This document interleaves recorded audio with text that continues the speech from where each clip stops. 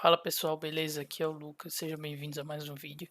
E nesse vídeo eu vou iniciar uma série nova aqui no meu canal, que é sobre estrutura de dados.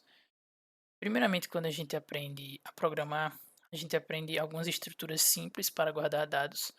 E nessa série eu pretendo introduzir outros tipos de estruturas que a gente pode aprender para armazenar dados e manipulá-los.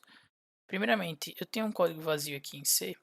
E a gente pode exemplificar com um exemplo do array, né? Que é uma estrutura que a gente aprende inicialmente para guardar dados de maneira estática, né? A gente guarda dados de maneira estática e sequencial. Por exemplo, se eu definir aqui um array de inteiros chamado A com três posições e colocar alguns valores nele aqui, por exemplo, 1, 2, 3, valores iniciais, a gente sabe que, para quem não sabe, né, provavelmente se você chega nessa aula de estrutura de dados, você já é um pouco avançado em programação em C ou qualquer tipo de programação, mas enfim, a gente sabe que na memória esses valores são guardados de maneira sequencial num array.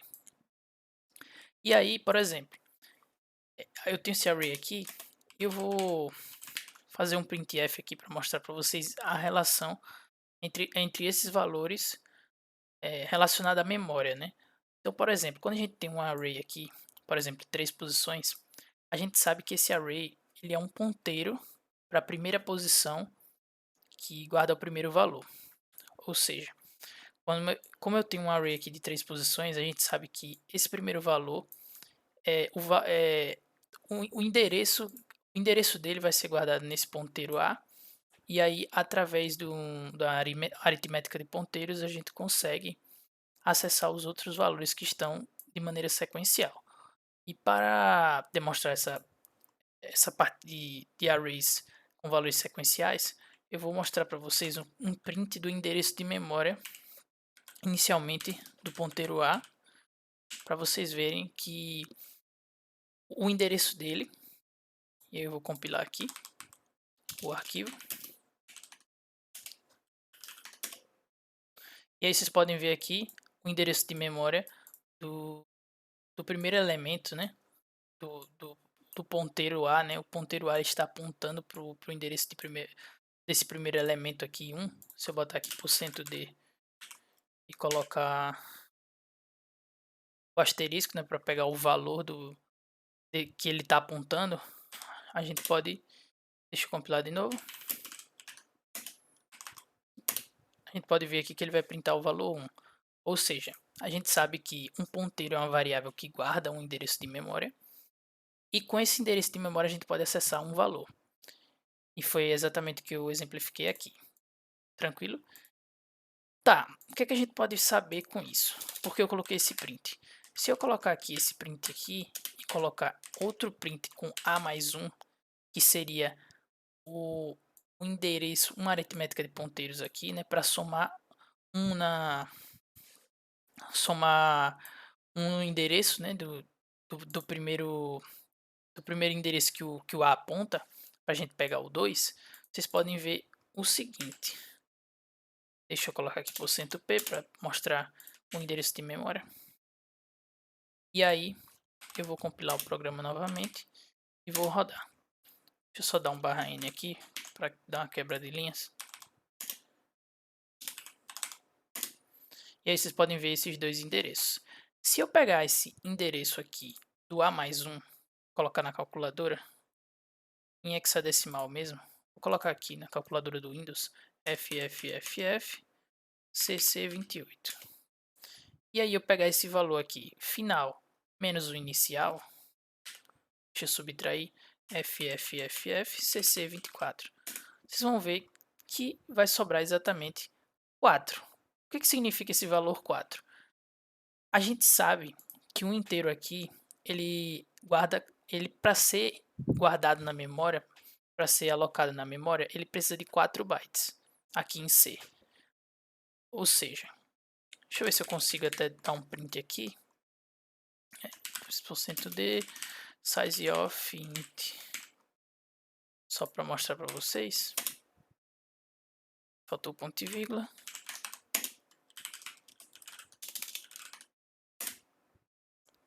Faltou barra N.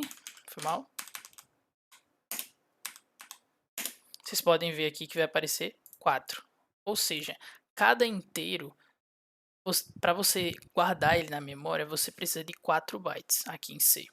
Ou seja, quando a gente fez aqui o valor final menos o inicial da memória aqui, que resultou em 4, né? A gente pode ver que esses valores estão guardados na memória de maneira sequencial. Tranquilo? Tá. E aí a gente tem aqui uma maneira estática de guardar valores. A gente poderia fazer isso de maneira dinâmica também, né, utilizando o malloc, mas eu não vou entrar nesse assunto, pois eu vou falar agora de lista encadeada. Qual é o propósito da lista encadeada? Como a gente viu aqui, vou mostrar um desenho, né? A gente tem aqui o ponteiro A. Vamos dizer aqui que agora ele está guardando, o array guarda 5 elementos. E aí o ponteiro A, ele aponta para o primeiro endereço de memória, né? Que seria o A0 da gente. Aqui o valor 1. E aí sequencialmente na memória, a gente tem os outros valores guardados, né? Valor 2, valor 4, valor 8 e valor 16. Se a gente fizer a diferença entre esses endereços, vai dar exatamente o tamanho do inteiro, né? O tamanho, a quantidade de bytes necessários para guardar um inteiro na memória, e são 4 bytes. E aí a gente tem os elementos guardados de forma sequencial. Mas vamos dizer que a gente tem uma memória, uma memória que a gente não tem a capacidade de fazer isso, de guardar elementos de forma sequencial. E aí que a gente entra com a ideia de lista encadeada, que é o seguinte: eu tenho um exemplo aqui de outra memória, vou fechar esse aqui, esse desenho do array para vocês verem a questão de listas. A gente tem aqui um exemplo de memória, claro que isso é de maneira fictícia, né, pessoal, para vocês entenderem melhor. E aí, vamos dizer que que essa memória aqui a gente não tem a capacidade de guardar esses elementos de maneira sequencial com o array, porque os outros endereços de memória estão sendo utilizados aqui por outros programas, por outros processos, enfim. A gente tem aqui todos esses riscos em roxo ou azul, seja o que você estiver vendo, eles estão sendo utilizados. E a gente só tem esses 3 endereços aqui para guardar os valores 5, 6 e 7. O que é que a gente poderia fazer? A gente poderia pegar esse endereço aqui, essa região, né, porque na verdade é um conjunto de endereços, mas eu estou representando aqui de uma forma mais simples para mostrar como se a gente tivesse controle dessa região. E a gente pode pegar esses 3 regiões aqui e guardar os nossos valores de maneira tranquila aqui. Guardamos os 5, 6 e 7. Tá, mas a questão do array, quando a gente quer guardar eles na memória, a gente sabe que os valores estão armazenados de maneira sequencial, né? Então a gente só precisa somar um índice do array para navegar pelos elementos na memória, né? Por exemplo, se isso aqui fosse um array, o nosso 5 estaria aqui, o nosso 6 estaria aqui e o 7 estaria aqui. Aqui vou pintar para vocês verem meu mouse de maneira sequencial, né? Mas aí, como nesse exemplo aqui a gente não pode guardar de maneira sequencial porque esses endereços aqui, essas regiões de memória estão sendo utilizadas, a gente vai precisar arrumar uma maneira de guardar esses valores espalhados pela memória, mas que a gente consiga saber onde cada valor está armazenado. E é por isso que a gente utiliza listas encadeadas. E aí eu vou mostrar para vocês como vocês podem fazer isso. Pensando aqui como se fosse uma região, a gente pode dividir essa região entre valor e o endereço de memória, que é o endereço de memória do próximo elemento. Por que eu fiz essa setinha aqui?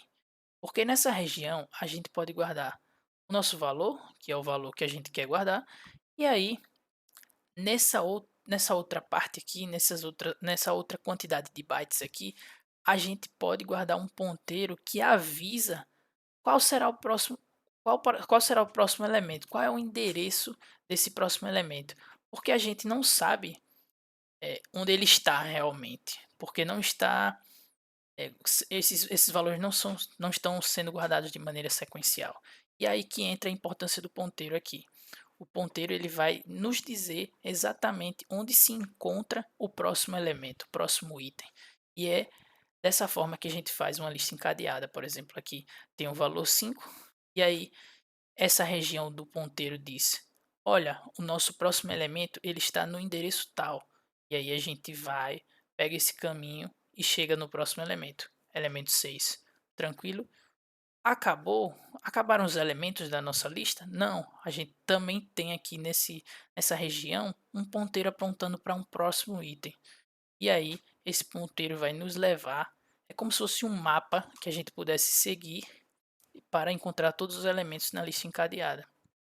E aí esse ponteiro aqui vai nos dar a direção do próximo elemento, que é esse elemento 7, essa região de memória que guarda o valor 7 e guarda outro ponteiro. Esse ponteiro aqui ele está apontando para nulo. Então o que isso quer dizer? Quer dizer que todos os elementos da nossa lista acabaram e a gente já percorreu a lista toda. Tranquilo? Beleza. A gente pode ver aqui de vantagem que a gente pode armazenar os nossos valores em qualquer lugar da memória, qualquer região da memória, que a gente não vai perder a referência desses valores por causa dos ponteiros que estão interligados. Lembrando que isso aqui é uma forma lúdica, assim, uma forma mais simples de explicar, mas que se aplica bastante na nossa teoria. E aí, como vantagem, a gente vê essas regiões que podem ser guardadas com os elementos de maneira aleatória, né? A gente não precisa de sequência aqui. E aí, por outro lado, a gente não tem a referência dos índices, né, do nosso array. Então, a gente vai ter que percorrer nossa lista para encontrar os nossos elementos, né? A gente não pode ficar acessando por um índice. Lógico que tem como você fazer alterações e aí um código mais complexo para você criar uma maneira de guardar índices assim, vamos dizer assim, né? Mas a gente vai fazer a nossa estrutura de maneira simples e da forma que é proposta. Tranquilo? Pronto, agora vamos para a parte do código para a gente implementar essa estrutura de dados chamada lista encadeada. Vou fechar aqui essa parte da teoria do desenho e vou apagar esse array aqui, beleza? Pronto. Primeiramente, o que é que a gente tem que pensar, né? Como é que a gente vai guardar esses elementos? A gente tem que ter uma estrutura, né? Uma estrutura que guarde o valor e o ponteiro que aponta para o próximo elemento da nossa lista. Como é que a gente faz isso? A gente pode definir uma struct, que é uma estrutura em C. Eu vou chamar ela de node, pode ser o nome que vocês quiserem. Eu vou chamar de node para dizer que é um nó da nossa lista. E aí, nesse nó, a gente vai ter um valor inteiro. Primeiramente, no nosso exemplo, a gente vai utilizar um valor inteiro, mas poderia ser o que vocês quisessem. E aí, o próximo elemento, ele também será uma struct node, né? Ele também será uma estrutura chamada node. Ou seja, a gente precisa de um ponteiro do tipo struct node que aponte para o próximo elemento. Porque esse elemento aqui ele é um struct node, mas o próximo elemento também é um struct node. Então o nosso ponteiro vai ser desse tipo: struct node next. Tranquilo? O que é que eu gosto de fazer para melhorar e diminuir a escrita do nosso código, né? Eu gosto de dar um typedef aqui na frente do struct. Por quê? Quando a gente digita struct node, a gente está criando, quando a gente digita struct alguma coisa, a gente está criando um tipo novo aqui na nossa linguagem C.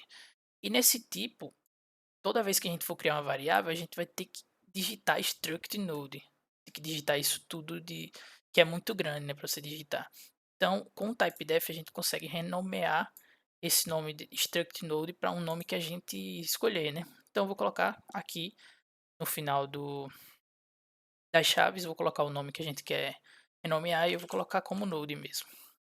beleza? Então, no resto do código a gente vai chamar de node, essa struct node, só a título de curiosidade, tranquilo? Pronto, a gente já tem a nossa struct, e que agora, o que a gente tem que fazer agora para guardar os nossos valores, a gente precisa alocar memória para esses valores, né? Para essas regiões que a gente vai interligar e fazer a nossa lista encadeada. Como é que a gente faz isso? Primeiramente, eu vou criar uma função aqui que vai ser a nossa função de criar a nossa lista, né? Então, vou chamar ela de createList e aí eu vou escrever ela dessa maneira aqui. Quando eu terminar de escrever, eu vou explicar para vocês. createList. Nessa função, a gente vai receber como valor o nosso valor, como parâmetro, né? Parâmetros, nosso valor que a gente quer colocar no nosso nó e a gente vai receber a cabeça da lista. Eu vou explicar para vocês. Esse é um node head. Bom, basicamente o que essa função diz? Ela diz que ela retorna um ponteiro do tipo node, tipo struct node, e aí ela recebe como parâmetros o valor e a cabeça, né, que é um ponteiro também de node. E o que essa cabeça vai nos dar de referência? Esse ponteiro aqui de cabeça vai ser a referência do primeiro elemento da nossa lista. Lembra que eu falei que a gente não tem índices na nossa lista? Bom, mas a gente tem a referência do primeiro elemento, a gente sabe onde ele está na memória. A gente sabe onde começa a nossa lista e por esse começo que a gente vai conseguir navegar na nossa lista e visualizar os nossos valores. E aí por isso que a gente precisa guardar a referência do nosso primeiro elemento. Tá, mas como é que a gente vai fazer para criar um novo elemento na nossa lista? O que a gente vai fazer? Primeiramente, a gente tem que alocar a memória, alocar um espaço, né, para reservar esse espaço para guardar essa estrutura. E como é que a gente faz isso? A gente, primeiramente, cria um ponteiro, né, para esse endereço de memória, vai ser do tipo node, e eu vou chamar o nome de new node. E aí, como é que a gente aloca a memória? A gente usa a função malloc. Dentro dessa função, ela recebe como parâmetro a quantidade de bytes que a gente quer alocar. Ah, tá. Mas para a gente alocar uma quantidade de bytes que guarda esse struct node, a gente precisa do tamanho em bytes necessários para guardar essa struct, né? E como é que a gente pega esse tamanho em bytes? A gente usa o sizeOf. E aí a gente pode colocar aqui o node, que é a nossa struct. Pronto. Com esse malloc sizeOf node, a gente já alocou a quantidade necessária para guardar um nó do tipo struct node. E aí nessa função malloc, só a título de curiosidade, quando você for tentar compilar o código dessa maneira aqui, vai dar um warning dizendo que esse valor aqui é do tipo node e o retorno aqui é um tipo diferente, né, que é o tipo void. Que aí é um tipo que a gente aprende que é um tipo genérico, né, que você pode guardar em qualquer variável. E aí para você tirar esse warning é só você dar um cast aqui na frente para um ponteiro node, né? Beleza? Pronto. Aí você transforma de void para uma variável do tipo ponteiro para node. Tranquilo? Beleza? E aí agora a gente já tem a nossa região de memória alocada. Como é que a gente guarda os nossos valores? O nosso valor, né? Simplesmente a gente guarda escrevendo dessa maneira. E o node apontando para value. Essa setinha aqui representa que esse ponteiro aqui estará apontando para essa região aqui, para a gente guardar algum valor. E aí a gente vai guardar o value. E aí, como a gente está criando esse nó e a gente quer interligar como aquela foto que eu mostrei para vocês representava, a gente quer interligar a nossa lista, a gente vai fazer nessa função aqui, a gente vai adicionar os elementos na frente da lista, na cabeça da lista. Ou seja, vamos dizer, deixa eu desenhar aqui mais ou menos um exemplo. Vamos dizer que a gente tem essa lista aqui com dois elementos.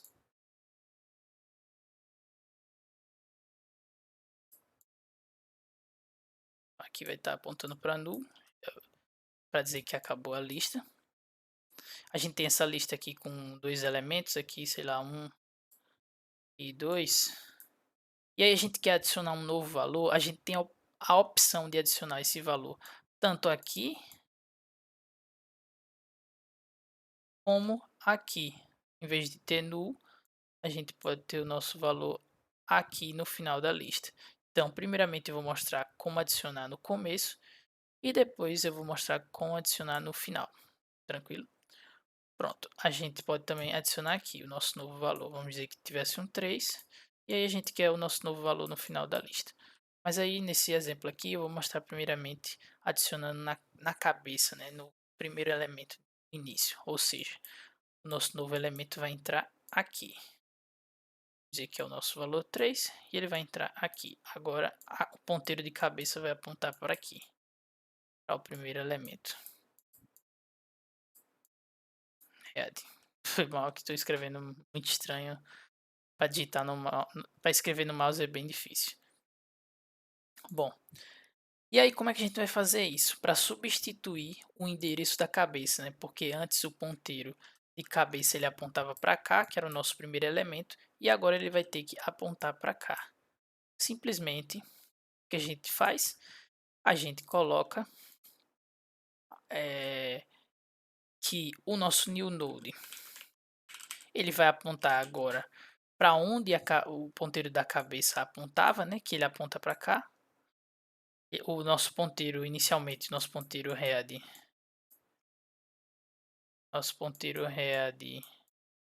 ele apontava para essa região de memória aqui que guardava o nosso valor 1. E agora esse novo elemento aqui, ele tem que ser agora a nossa cabeça e ele tem que apontar para o antigo novo elemento, né? Que ele era o novo elemento 1, mas agora não é mais, agora é o 3. E agora esse 3 tem que apontar para o 1. Então o que, que a gente faz?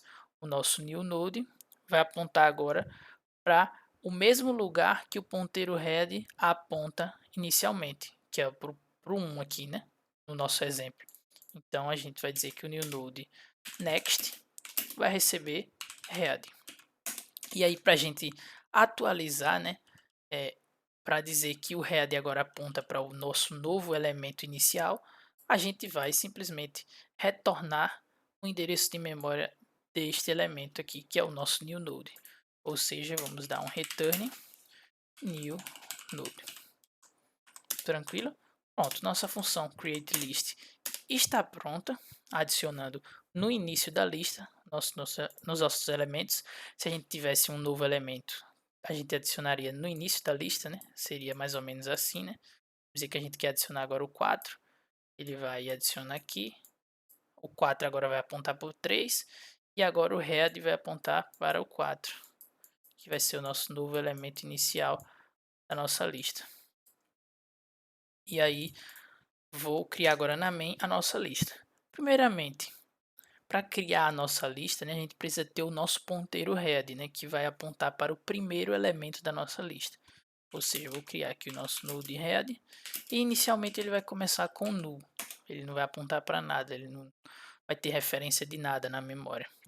E aí eu vou fazer um scanf aqui só para a gente definir quantos valores a gente quer ler.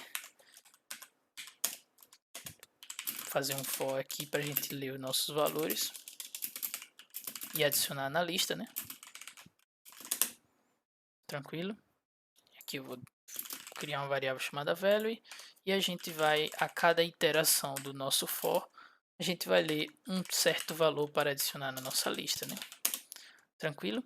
Após a gente criar toda essa estrutura aqui para ler os nossos valores, o que, que a gente faz para a gente criar a nossa lista?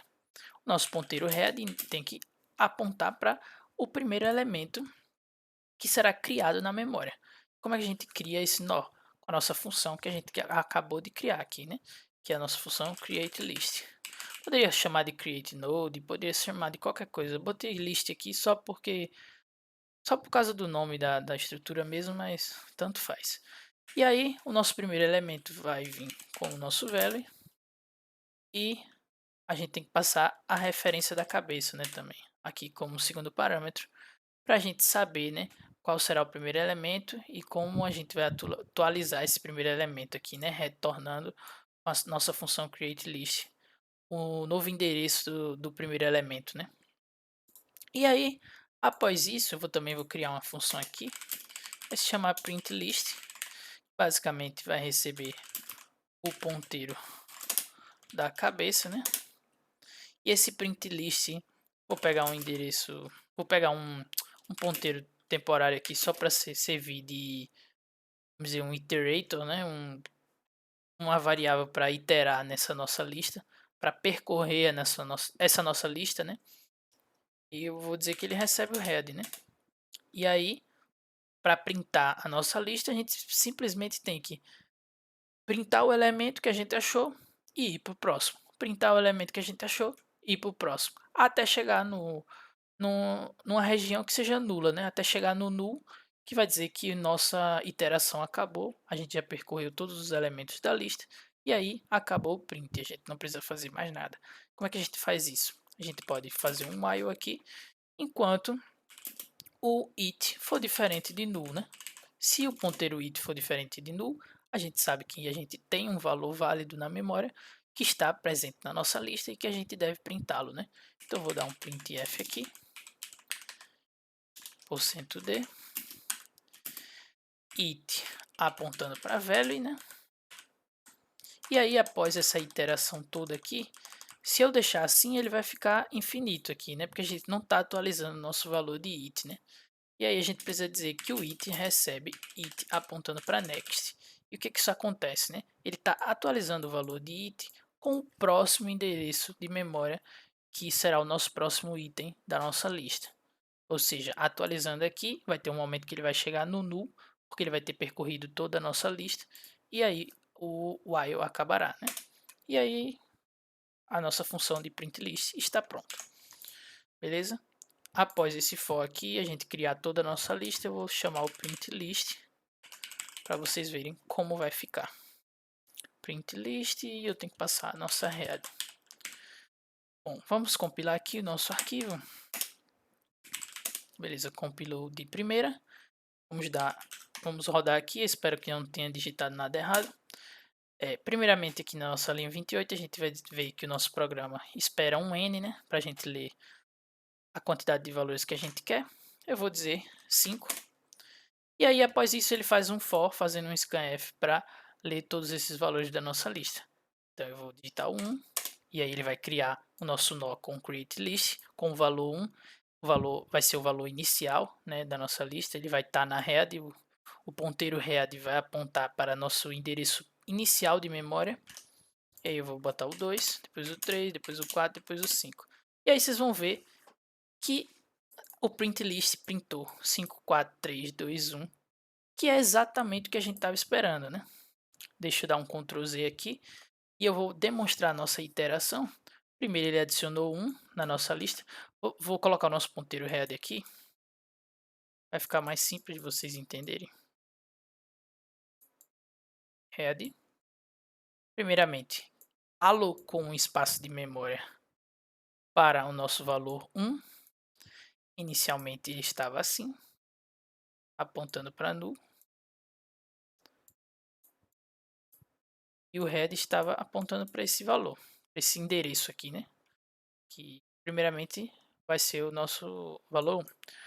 Depois do 1, o que eu digitei? O 2. Então ele vai criar um nosso novo valor 2 aqui, alocar um endereço específico para esse 2, e ele vai dizer agora, né, que o nosso 2 aponta para o nosso 1, e o head ele não aponta mais para o 1, né?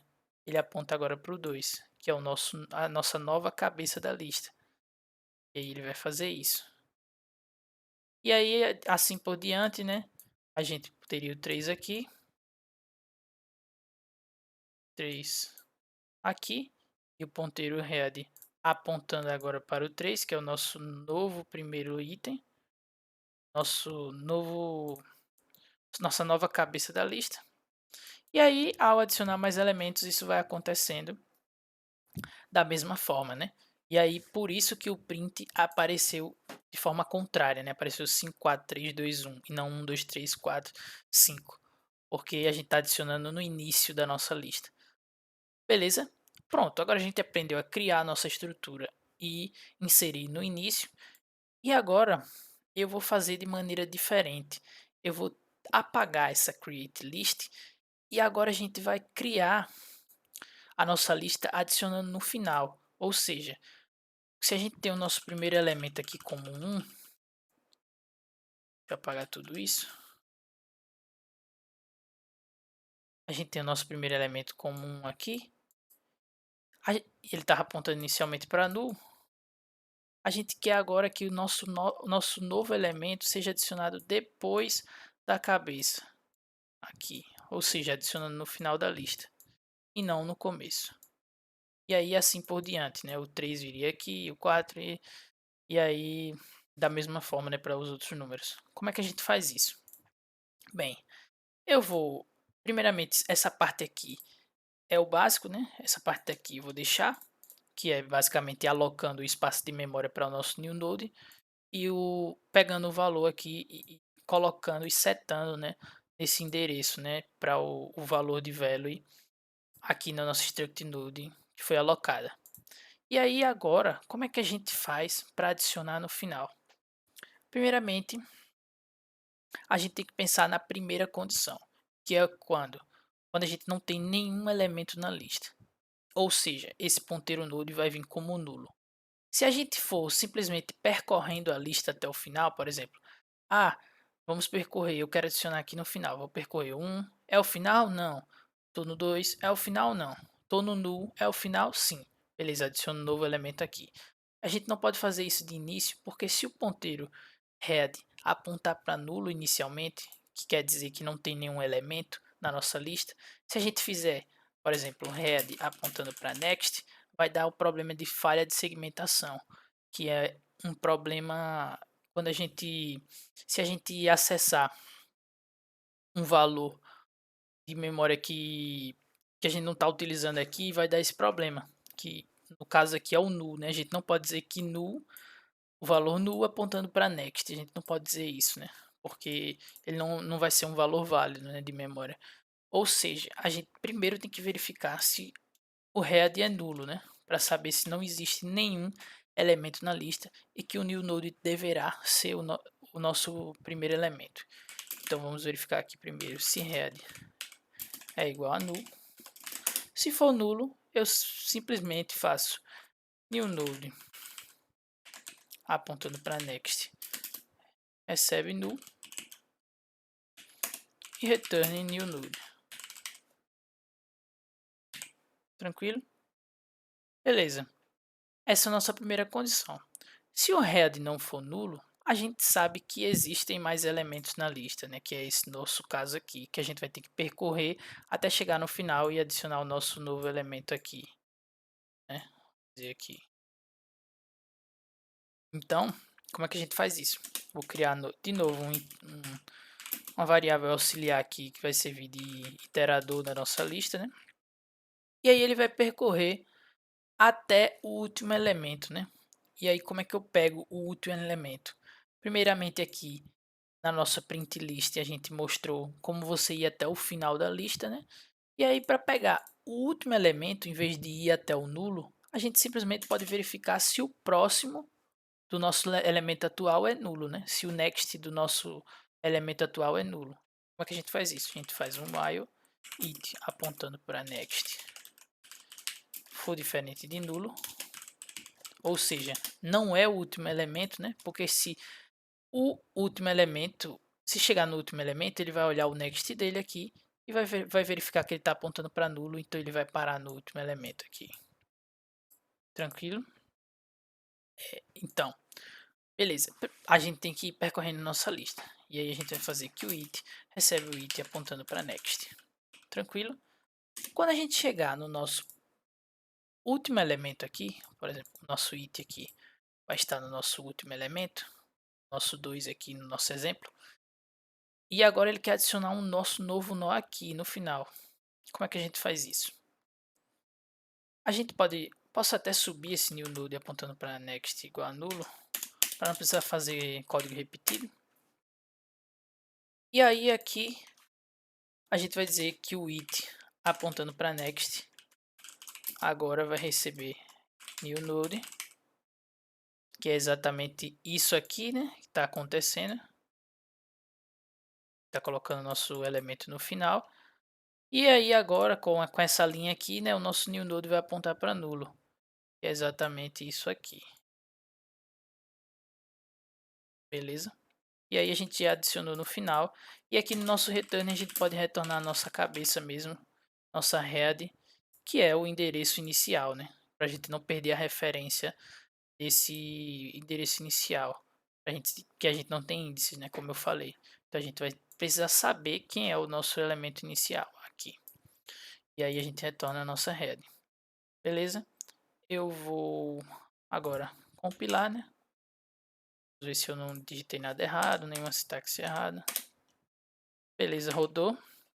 Compilou, né? E aí agora eu vou rodar nosso programa. Primeiramente digitando o 5, né? Para dizer que eu vou entrar com 5 números. Vou digitar agora 1, 2, 3, 4, 5. E agora saiu na nossa ordem esperada, né? Saiu na ordem que a gente fez agora, né? Adicionando no final, né? Ou seja, primeiro adicionou 1, agora adicionou o 2 e o 1 aponta para o 2. Agora adicionou o 3 e o 2 aponta para o 3 e o 1 para o 2 e assim por diante, né? Que foi esse exemplo aqui que eu desenhei muito estranho. Bom, pessoal, essa é a nossa estrutura de dados chamada lista encadeada. E na próxima aula a gente vai ver nossa lista duplamente encadeada.